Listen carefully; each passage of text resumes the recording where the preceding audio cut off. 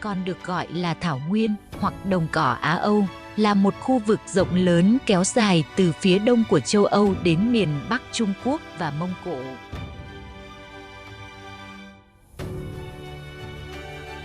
Đây là một trong những hệ sinh thái quan trọng của thế giới, nổi tiếng với cảnh quan mênh mông và các loài động vật hoang dã đa dạng.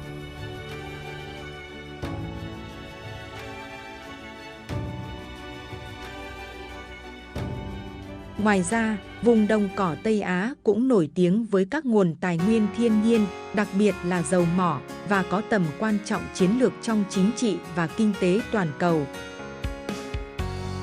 Khí hậu của vùng này thường là khí hậu lục địa, với mùa hè nóng và mùa đông lạnh, có sự biến đổi nhiệt độ lớn giữa ngày và đêm.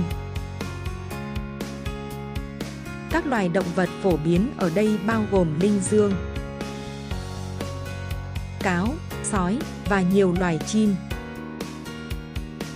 Đặc biệt nơi đây cũng là nơi sinh sống của loài ngựa Przewalski, một trong những loài ngựa hoang dã cuối cùng còn tồn tại. Đây là loài ngựa hoang dã duy nhất chưa bao giờ bị thuần hóa hoàn toàn bởi con người. Chúng sống thành nhóm nhỏ, thường gồm một con đực đầu đàn, vài con cái và con non. Chúng rất cảnh giác với môi trường xung quanh và có khả năng phát hiện kẻ thù từ xa.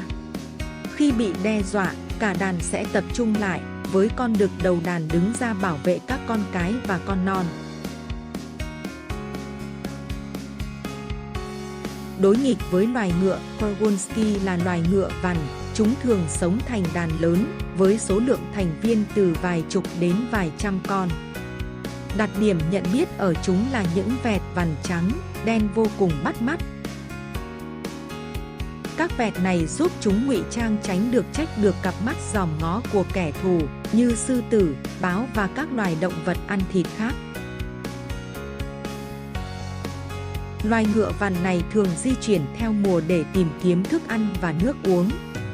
Chúng thường di chuyển hàng trăm km để theo kịp với nguồn thức ăn và tránh xa những vùng khô cằn. Trong đàn, ngựa vằn có một cấu trúc xã hội rõ ràng, thường do một con đực đầu đàn dẫn dắt. Chúng có các hành vi xã hội mạnh mẽ, bao gồm việc trải lông cho nhau để củng cố quan hệ và bảo vệ lẫn nhau khỏi kẻ thù. Đôi mắt này là nỗi khiếp sợ của rất nhiều loài trên vùng đồng cỏ này. Sự sắc sảo, lạnh lùng, tinh tường và mạnh mẽ đó là sự quyền uy của kẻ thống trị. Đó là loài sói. Chúng là loài có sự cảnh giác rất cao. Với bộ óc thông minh, chúng thường nhận định và đánh giá con mồi rất kỹ trước khi quyết định tung đòn bắt con mồi. Con mồi của chó sói rất đa dạng. Thông thường, chúng săn các loài động vật lớn như nai, hươu, bò rừng và linh dương. Con hươu non này phải thường xuyên ở bên cạnh mẹ của chúng, nếu không rất có thể nó sẽ rơi vào tầm ngắm của bầy sói. Sự mạo hiểm này của chú hươu rất có thể sẽ bị trả giá đắt. Với sự ham chơi của nó, có thể nó chưa biết được những điều gì đang đợi nó ở phía trước. Sự sinh tồn ở vùng đồng cỏ này là vậy, sẽ không có chỗ của sự lơ là, mất cảnh giác.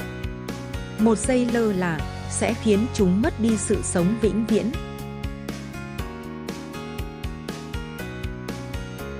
Vào mùa khô, thời tiết nơi đây trở nên nóng bức. Nhiệt độ lên cao, các loại cỏ cây dần dần trở nên trơ trụi. Các hồ nước dần dần bị thu hẹp. Các loài động vật bắt đầu di cư đi tìm nguồn nước, khu này trở nên đông đúc và chật chội. Các loài động vật ăn thịt dễ dàng có cơ hội tìm cho mình một con mồi ngon.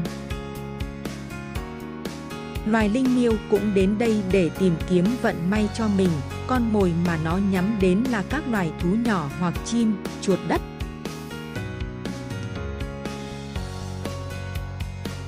Chúng thường đi săn một mình, chúng săn mồi vào ban ngày hoặc ban đêm. Chúng có tốc độ bắt mồi rất nhanh và linh hoạt. Khi đã xác định được con mồi, thường tỷ lệ thành công rất cao.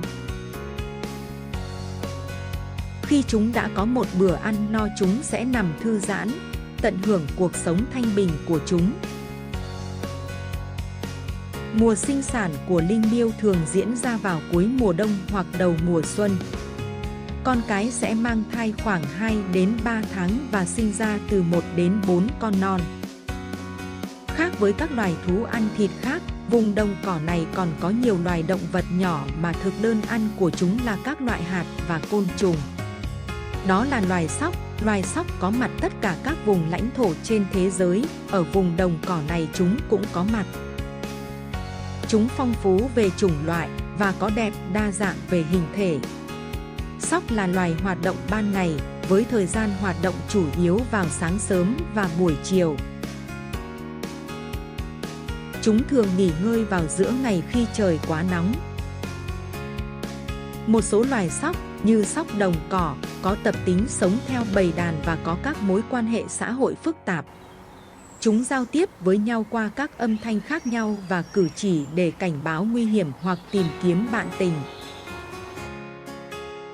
Sóc thường tích trữ thức ăn, đặc biệt là các loại hạt và quả, để sử dụng trong mùa đông khi thức ăn khan hiếm, và có khả năng ghi nhớ tốt nơi chúng đã cất giấu.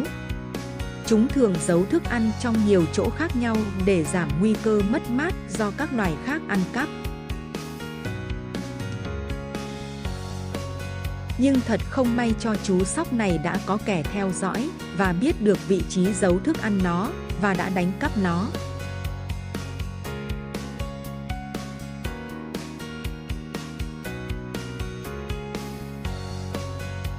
Sóc xây dựng tổ bằng lá cây, cỏ và các vật liệu mềm khác trên cây hoặc dưới lòng đất. Tổ của chúng thường có nhiều lối vào và được bảo vệ kỹ càng để tránh kẻ thù. Mỗi lần sinh sản thường 2-8 con tùy vào mỗi loài.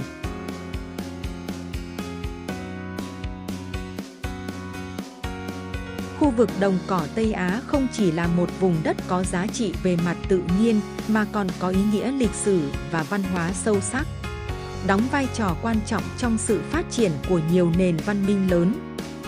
Vùng đồng cỏ chủ yếu được bao phủ bởi cỏ và cây bụi nhỏ, thích nghi tốt với điều kiện khô cằn và thiếu nước.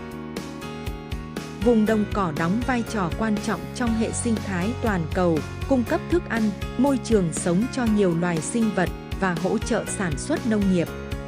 Hàng năm nơi này được những người du mục thường đến đây để chăn thả gia súc và sinh sống ở đây. Đó là tài nguyên quý giá để liên kết giữa con người và thiên nhiên nơi đây, một mối cộng sinh hữu ích để tồn tại lâu dài.